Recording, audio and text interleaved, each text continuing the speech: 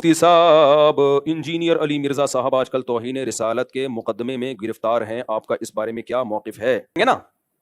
جن لوگوں نے جا کے ایف آئی آر کٹائی انہوں نے کیا کہا کہ انجینئر نے نبی کے بارے میں یہ الفاظ کہے ہیں، تو انہوں نے بھی تو نقل کیے نا، تو پھر ان پہ بھی 295C لگاؤ کہ یہ انجینئر کے بارے میں کہہ رہے ہیں انہوں نے ایسا کیا. پھر میں اگر یہ بات نقل کر رہا ہوں تو مجھ پہ بھی لگاؤ. پھر تو میرے بھائی تو میں کہہ رہا ہوں کہ یہ 295C کا قانون، یہ قانون بالکل درست ہے، ہم اس قانون کے خلاف نہیں ہے، لیکن اس کو مولویوں نے، جو متشدد مولوی ہیں، انہوں نے کھلواڑ بنایا ہوا ہے، تماشا بنایا ہوا ہے. اس کو تماشا بننے نہیں دینا ہے. میں سمجھا پا رہا ہوں اپنی بات؟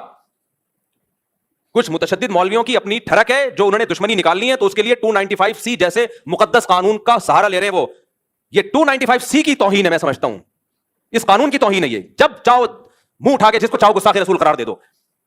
جب بھی کوئی شخص کلام کرتا ہے شریعت اس کو مہلت دیتی ہے کہ اس سے اس کی بات کا مطلب پوچھا جائے گا کہ تمہارا مقصد کیا تھا.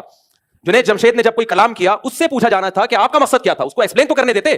فوراً فتویٰ لگا دیا اس نے حضرت عائشہ کی توہین کی، اور جو ایئرپورٹ پہ اس کے ساتھ اشر ہوا. یہ بہت بڑا مسئلہ بن چکا ہے. تو اس لیے یہ ذاتی دشمنیوں کا یہ جو ہے نا قانون، یہ کچھ مولویوں نے ذاتی دشمنیوں کا ذریعہ بنایا ہے. ہم ناموس رسالت سے بڑھ کر کسی چیز کو ویلیو نہیں دیتے. مسلمان جو بھی ہو عاشق رسول ہے، جو نبی سے محبت نہیں کرتا وہ مرتد ہے.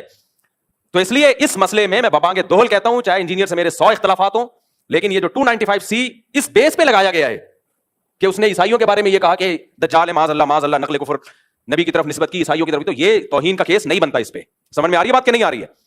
ہاں، انجینئر نے اس کے علاوہ بہت ساری فضول باتیں کی ہیں. مولانا عمران صفدر صاحب ہیں، قیصر احمد راجہ صاحب ہیں، آپ ان کی ویڈیوز دیکھ لیں. عمران صفدر صاحب نے تو ایک ایک کچے چھٹے کھولے میں، اور کس قدر بد کلامی کی ہے صحابہ کے بارے میں، کس قدر بد زبانی کی ہے صحابہ کرام کے بارے میں. تو اس پہ آپ ایکشن لیں، اس پہ ہم بھی آپ کے ساتھ ہیں.